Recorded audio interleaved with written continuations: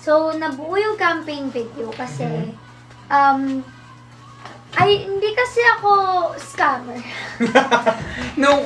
So, kasi di ba wala akong pang-amoy? Exactly. So, it's really weird if maggawa ako ng campaign video na gumaganon ako kasi hindi yung totoo.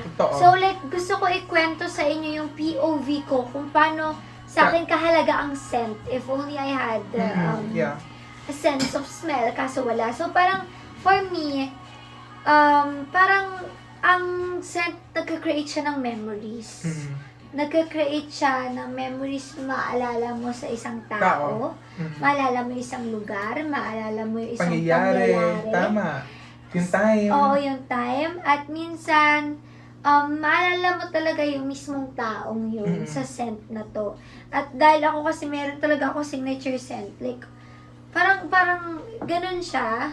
Tapos, kaya si Kyle yung nandoon. Kasi isa siya sa mga taong sobrang malapit sa'yo. Nakakilala mo. Sa pagkakaalala ko kasi siya ang unang lalaki na nagbigay sa akin ng pabango. Ooh. Tapos yung kay Blight. Iiyak ako kapag pabango mo to. Oh, pabango ko din to. Alam niyo naman